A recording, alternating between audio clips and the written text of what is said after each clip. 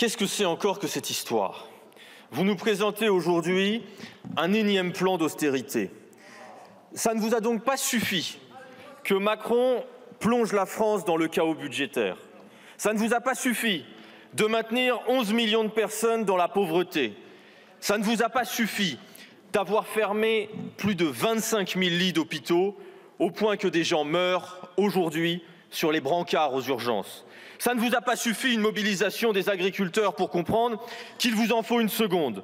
Ça ne vous a pas suffi de perdre votre majorité absolue en 2022. Ça ne vous a pas suffi de perdre les élections européennes. Ça ne vous a pas suffi de perdre les élections législatives de nouveau cette année. Visiblement, non. Vous feriez tout pour que le peuple vous déteste, que vous ne feriez pas autrement. Ça oui, vous faire détester, vous l'avez réussi. On se demande toujours si le fanatisme qui est le vôtre, pour tondre la laine sur le dos des Français, est mu par une incompétence record ou par le choix assumé de faire souffrir les plus pauvres pour gaver les riches. Ce projet de loi de fin de gestion, sur la forme d'abord, c'est une nouvelle attaque à notre démocratie. Oui, Macron a imposé sans vote et à coup de 49.3 les deux précédents budgets. Macron a décidé sans vote en début d'année de couper 10 milliards d'euros de dépenses. Macron a décidé sans vote toujours de geler 16,5 milliards d'euros en cours d'année. Et aujourd'hui, vous nous proposez un projet de loi de fin de gestion pour continuer à sabrer dans les dépenses sans qu'on ne puisse toucher aux recettes. Si vous aviez un peu de courage, ce n'était pas un PLFG qu'il fallait nous présenter, mais un projet de loi de finances rectificatif. Mais peut-être que vous avez peur, Monsieur le ministre, peur que le Parlement, de nouveau, fasse la démonstration, comme nous l'avons fait sur le budget, qu'une autre politique est possible. Quand on a peur du Parlement, Monsieur le ministre, on s'en va.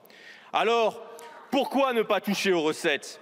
Parce que le problème, Monsieur le ministre, ce ne sont pas les dépenses, ce sont bien les recettes. Vous pouvez répéter vos mensonges en boucle. Plus personne n'y croit, même pas vous. Je vais vous rafraîchir un peu la mémoire.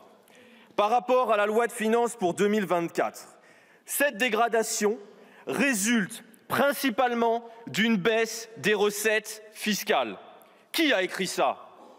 C'est vous, Monsieur le ministre. C'est vous, dans votre texte, à l'exposé des motifs de l'article 3 de ce projet de loi de fin de gestion.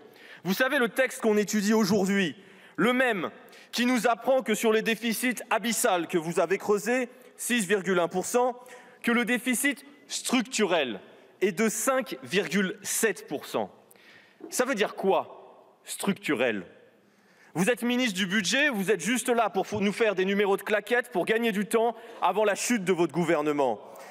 Oui, contrairement à ce que vous avez essayé de nous faire croire, le trou béant dans notre budget n'est pas accidentel ou conjoncturel ou dû, comme vous l'avez dit juste avant, à la volatilité de notre économie.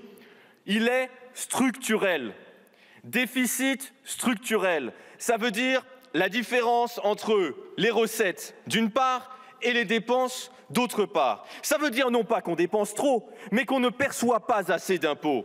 Parce que vous avez déversé l'argent par dizaines de milliards sur les comptes en banque des plus riches depuis 7 ans. C'est pas moi qui le dis, c'est pas moi qui le dis, c'est vous-même, dans votre propre texte, c'est écrit. La Macronie, c'est même plus le en même temps, c'est devenu la schizophrénie budgétaire. Vous écrivez vous-même que le problème, c'est les recettes, et en conclusion, vous décidez de couper dans les dépenses. Et pourquoi on a un problème de recettes? Pourquoi, Monsieur le ministre? Parce que vous avez vidé les caisses. Encore aujourd'hui, dans ce texte, vous voulez faire payer aux Français l'argent que vous avez offert aux grandes entreprises et aux ultra-riches. Alors je sais qu'en Macronie, on a du mal avec l'économie et qu'on a besoin de pédagogie. C'est comme ça que vous dites en général. Alors je vais essayer de vous expliquer. N'hésitez pas, prenez une feuille, un stylo, notez parce que vous allez apprendre des choses. Vous mettez en place des niches fiscales. 465 à ce jour. Alors, une niche fiscale, c'est quoi, Monsieur le ministre? Une niche fiscale, c'est un moyen pour les entreprises, par exemple, de payer moins d'impôts. De fait, vous baissez le niveau d'impôt sur les sociétés. Et là, vous avez, surprise, 14,4 milliards de recettes en moins sur les sociétés. C'est curieux quand même. Donc, il y a un moment où il faut comprendre. Si vous faites payer moins d'impôts aux grandes entreprises, à la fin, il y a moins d'argent. Est-ce que cette notion pourrait être à un moment comprise et admise? Attention, attention, attention, c'est pas terminé. Accrochez-vous, accrochez-vous, on va monter encore un peu en difficulté. Après l'impôt sur les sociétés, ce sont les recettes de la TVA qui ont été surestimées. C'est bizarre. Est-ce que quelqu'un a une explication? Bon, personne. La TVA, donc, moi je vous apporte l'explication puisque vous n'êtes pas capable de la fournir. Donc la TVA, elle est payée par tous les Français. Quand est-ce qu'ils payent la TVA? Quand ils consomment. Donc, s'il y a moins de TVA, ça veut dire qu'il y a eu moins de consommation. Et pourquoi, à votre avis, les Français consomment moins de prévu? Parce qu'ils sont pauvres, parce que vous les avez appauvris. Voilà le résultat de vos politiques d'austérité et de vos saignées à répétition. Si les Français ne mangent plus à leur faim, s'ils n'arrivent plus à faire leurs courses, à remplir leur frigo, c'est le résultat de vos politiques. Vous avez sous les yeux la réalité, mais vous allez, une fois de plus, recommencer. Ce que vous nous proposez aujourd'hui est une honte. C'est un nouveau braquage, un nouveau vol. Vous proposez aujourd'hui aux enseignants, aux agriculteurs, aux étudiants, aux salariés, aux clubs de sport, à la justice, à l'écologie, de payer vos cadeaux fiscaux aux grandes entreprises. Dans ce projet de loi, vous proposez de supprimer d'un côté 6,5 milliards dans les dépenses de l'État pour augmenter de 7,7 milliards le budget alloué aux cadeaux fiscaux faits aux grandes entreprises. C'est ce que vous appelez remboursement et dégrèvement. Oui, vous êtes en train de prendre aux plus pauvres pour donner aux plus riches.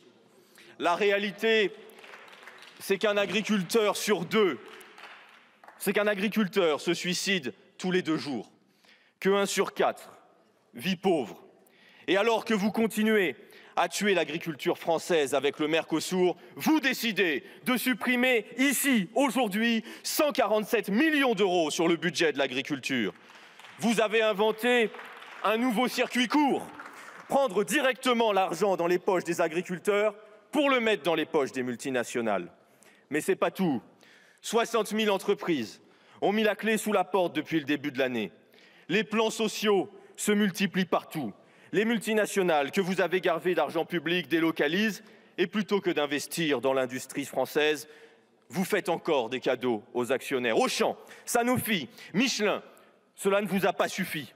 Vous décidez de supprimer 1,2 milliard du plan d'investissement France 2030 plutôt que d'utiliser cet argent pour sauvegarder notre industrie. Les inondations et les conséquences du dérèglement climatique se multiplient en Europe. 338 millions pris sur l'écologie pour financer les mêmes cadeaux aux plus riches. Les inégalités qui ne cessent d'exploser. 330 000 Français dorment à la rue et 2 000 en meurent chaque année. Eh bien, vous coupez 245 millions dans l'accès au logement et 685 millions à la cohésion des territoires. Dans nos écoles, nos élèves manquent d'enseignants, étudient dans des classes surchargées. Supprimer 4 000 postes à l'année prochaine ne vous suffit pas. Il faut supprimer ici aussi 478 millions en cette fin d'année 2024.